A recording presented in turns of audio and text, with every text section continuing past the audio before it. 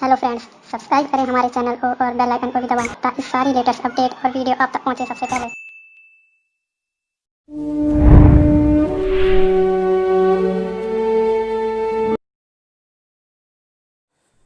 You are welcomed in our channel Gyan Ki Shakti.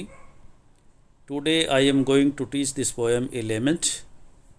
UP board 12वीं class में English poetry में ये 5th poem है, ये लेमेंट, जो कि पीबी शैले के द्वारा कंपोज की गई है। पीबी शैले एक ऐसा पोएट है जो कि इंग्लिश में रोमांटिक एज का पोएट है। 1792 में बर्थ हुआ और 1822 में डेथ हो गई, अर्थात रोमांटिक एज में केवल 29 इयर्स की अवस्था में ही उसकी मृत्यु हो गई थी। एक ऐसा पोएट है, लेकिन उसका कंट्रीब्यूशन इंग्लिश लिटरेचर को बहुत अधिक है। इस थोड़े से समय में उसने इंग्लिश लिटरेचर को बहुत अच्छी अच्छी पोएम्स दी हैं। उसने इस पोएम को लिखा है एलिमेंट, एक विलाप। एलिमेंट का मीनिंग होता है एक विलाप, एक रुदन, अर्थात रोना। अर्थात वो क्यों रो रहा है इस पोएम में, what was the cause of this, और क्या ऐसी उसकी अपनी कोई पर्सनल बात रही है जिससे कि उसने इस पोएम को लिखा। यस, वास्तव में ये पोएम जो उसने लिखी है उसके जीवन में निरंतर दुखद घटनाएं घटती गई और उनसे इम्प्रेस होकर, परेशान होकर, दुखी होकर उसने इस पोएम को लिखा था। एट द एज ऑफ 24 वर्ष की अवस्था में उसकी मैरिज हरित नाम की एक लड़की से हुई। And there was intimacy between two of them. दोनों कभी भी ड्रीम में भी एक दूसरे से अलग होने की बात नहीं सोचते थे, लेकिन एक छोटा सा क्वेरल एक दिन दोनों के बीच में हो गया और इसी से पीबी शैले की वाइफ हरित ने सुसाइड कर लिया। हरित के सुसाइड का उसके पर्सनल लाइफ पर भी और लिटरेरी लाइफ पर भी बहुत प्रभाव पड़ा।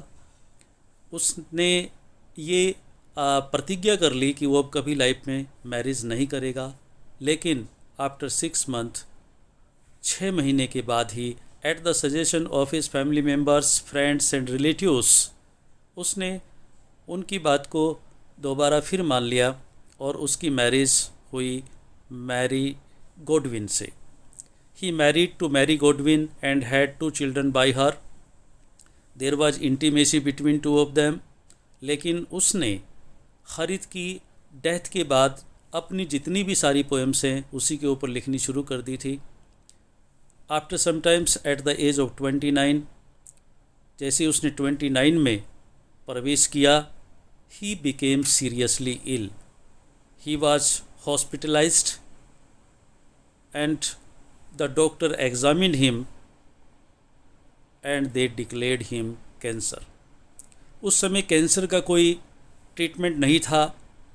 उसको हॉस्पिटल से छुट्टी दे दी गई, उसकी मेडिसिन बंद कर दी गई और ये कहकर उसको छुट्टी दे दी गई कि वो कभी तक भी जीवित रह सकता है और कभी भी मर सकता है। At this time Mary Godwin ने उसकी देखभाल करनी चाहिए थी, लेकिन उसने उसको छोड़ दिया। उस पर एलिगेशन लगाया कि उसे इस बात का पहले से ही पता था कि उसको कैंसर है। She went to her brother in London. London में अपने भाई के पास चली गई। उसके बाद उसने लंदन के कोर्ट में एक रिट डाली दोनों बच्चों को लेने के लिए। अल्टीमेटली दोनों बच्चों को लेकर पीबी शैले को कोर्ट में जाना पड़ा और जहां according to the rule and regulation दोनों बच्चों को उनकी मदर मैरी गॉडविन को डिलीवर कर दिया गया।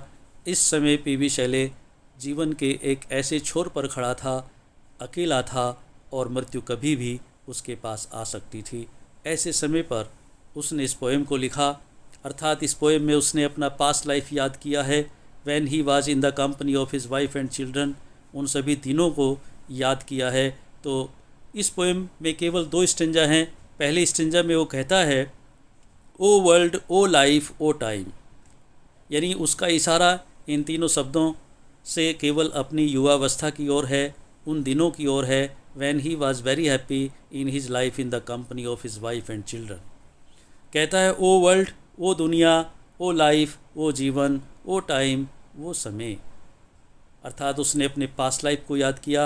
On whose last steps I climb, on whose last steps I climb, जहाँ की मैंने, या उस अवस्था में मैंने जो अपना अंतिम कदम रखा, अंतिम पड़ाव रखा, अर्थात उस समय भी मेरे यही कदम थे।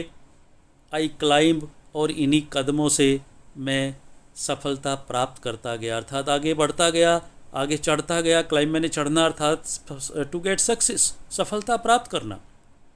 वो कहता है कि वो दुनिया, वो जीवन, वो समय, on whose last steps I climb, जिसमें कि मैंने इन्हीं कदमों से बहुत सारी सफलताएं प्राप्त की हैं। Trembling at that where I had stood before, आज भी मैं वहीं खड़ा हूँ जहाँ पहले था, लेकिन आज मेरे ये कदम लड़खड़ा रहे हैं, कांप रहे हैं। अर्थात वो सोचता है कि when will return the glory of your prime, prime का मतलब युवावस्था है, वो ऑनर है, सम्मान है जो उसने उस समय में पाया था। तो कहता है कि when will return the glory of your prime, glory सम्मान, प्राइम पहले वाला, अर्थात वो युवावस्था। क्या सोचता हूँ कि क्या मेरी वो युवावस्था, मेरा वो सम्मान जो मैंने अपने पास्ट में, अपने बीते हुए समय में प्राप्त किया था, I have been honoured by the prime minister of England in a convocation, मुझे कन्वोकेशन में सम्मानित किया गया था। क्या मेरा वो पास्ट का सम्मान जो मैंने पाया था कभी वापस लौट पाएगा? खुद अपने सवाल का जवाब देता है, कहता है नो मोर, कभी नहीं आएगा, वो नेवर मोर, कभी नहीं आएगा। उसके बाद सेकंड स्टेंजा में वो कहता है out of the day and night, out of the day and night a joy has taken flight, fresh spring and summer and winter hoar, move my faint heart with grief but with delight, no more O never more. इस stanza में वो कहता है कि खुशियाँ तो मेरे जीवन से उड़ान ले चुकी हैं, वो अब कभी नहीं आएंगे। उसने कहा out of the day and night, चाहे रात हो या दिन हो, ए जॉय हैज़ टेकन फ्लाइट, खुशियाँ तो मेरे जीवन से बहुत दूर जा चुकी हैं।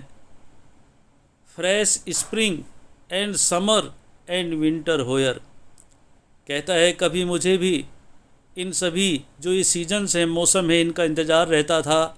हर एक मौसम के बाद दूसरे मौसम का इंतज़ार रहता है। फ्रेश स्प्रिंग, बसंत ऋतु सबको फ्रेश, ताजगी प्रदान करता है। एंड समर, और ग्रीष्म ऋतु पेड़ों को, पौधों को, फूलों को एक उनमें परिवर्तन लाता है, एक नयापन देता है। एंड विंटर होयर, और सर्दियों की शीतलता भी सभी को प्रसन्नता प्रदान करती है। कभी मुझे भी ये सब चीज़ें अच्छी लगती थी, इन सब चीज़ों का इंतज़ार रहता था, लेकिन आज ये सभी move my faint heart with grief, फेंट हार्ट आनंद रहित हृदय, खुशी रहित हृदय, लेकिन आज मेरे आनंद रहित हृदय को, मेरे खुशी रहित हृदय को, मेरे दुखद हृदय को विद ग्रीफ, ये और भी दुख से भर देती हैं। बट विद डिलाइट, लेकिन जहाँ तक प्रसन्नता का संबंध है, खुशी का संबंध है, नो मोर, कभी नहीं आएगी, ओ नेवर मोर, कभी नहीं आएगी। अर्थात बहुत ही डिजेक्टेड है, बहुत ही डेस्पेयर है इस पोएम में। वो कहता है अपने पास्ट लाइफ को याद करते हुए कि अब वो मेरा पास्ट लाइफ कभी वापस नहीं आएगा। When I was happy in the company of my children and wife। देखिए इसमें जो एक्सप्लेनेशन पूछा जाता है बहुत ही इम्पोर्टेंट पोएम है, सेंट्रल आइडिया भी इसका बहुत इम्पोर्टेंट रहता है, एक्सप्लेनेशन भी इसका बहुत इम्पोर्टेंट रहता है, लेकिन सभी इस बात पर ध्यान देंगे कि एक्सप्लेनेशन दोनों स्टेंजाज का कोई भी एक स्टेंजा आए, एक्सप्लेनेशन एक ही होगा। और वो एक्सप्लेनेशन कौन सा होगा? देखिए यहाँ पर मैंने ये दोनों स्टेंजाज को दिया है और दोनों का एक एक्सप्लेनेशन नीचे दिया है। इनमें से कोई भी स्टेंजा आ जाए एग्जामिनेशन में, आप ये एक्सप्लेनेशन यही लिखेंगे। सबसे पहले रेफरेंस देखिए, this extract has been extracted from the poem a lament composed by P B. Shelley the great poet of English literature. अंग्रेजी साहित्य के महान कवि पी.बी. शैले के द्वारा रचित एलिमेंट पोएम से यह अवतरण अवतरित किया गया है। कॉन्टेक्स्ट में देखिए, this is one of the most pathetic poems written by Shelley. ये बहुत ही दुखांत कविता है या दुखांत कविताओं में से एक है जो कि पी.बी. शैले के द्वारा लिखी गई है।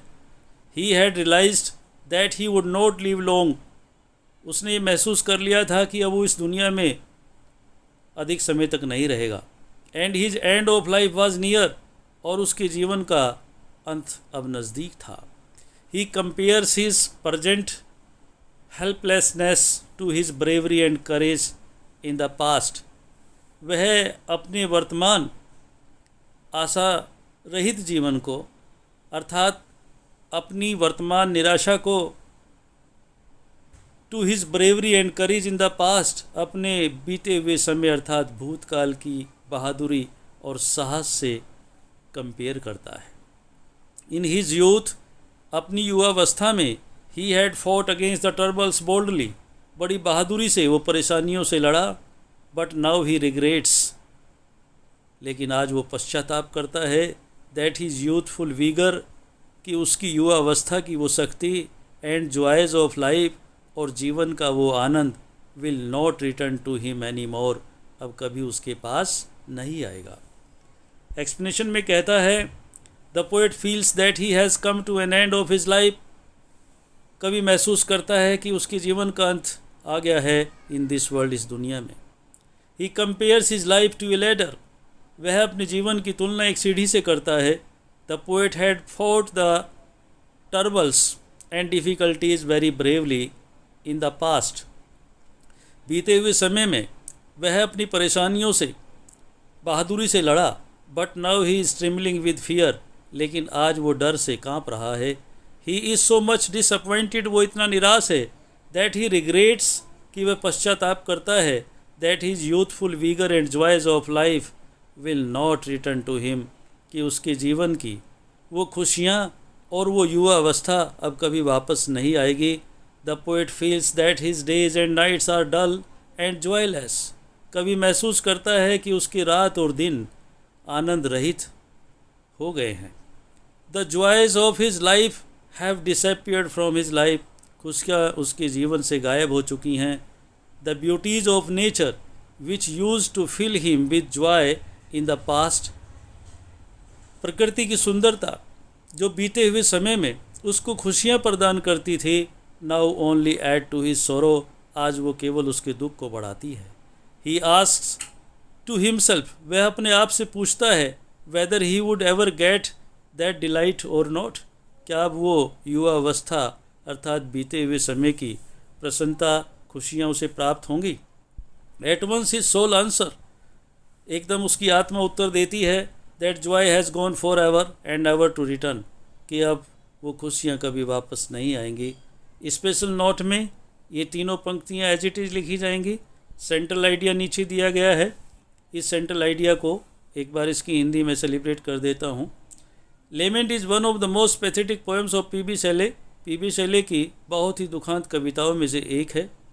Every word of the poem is charged with the feeling of regret and disappointment. प्रत्येक शब्द इस पोएम का जो कि निराशा और पश्चाताप से भरा हुआ है। He imagines that he is standing on the last steps of time. वह कल्पना करता है कि वह जीवन के अंतिम पड़ाव पर है। He is so much disappointed, वो इतना निराश है।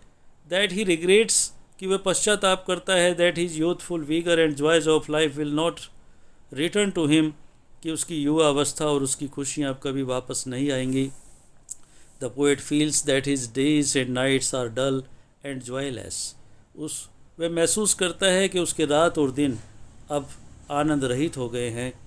The beauties of nature which used to fill him with joy in the past now only add to his sorrow. प्रकृति की वो सुंदरता जो कभी उसे खुशियाँ प्रदान करती थी, लेकिन आज वो उसके दुख को बढ़ाती है। He asked to himself whether he would ever get that delight और नॉट। वह अपने आप से पूछता है कि वो खुशियाँ अब उसे दोबारा प्राप्त होंगी या नहीं होंगी। At once his soul answers, एकदम उसकी आत्मा उत्तर देती है that joy has gone for ever and ever to return, कि उसकी खुशियाँ अब हमेशा हमेशा के लिए जा चुकी हैं, अब वो कभी वापस नहीं आएंगी।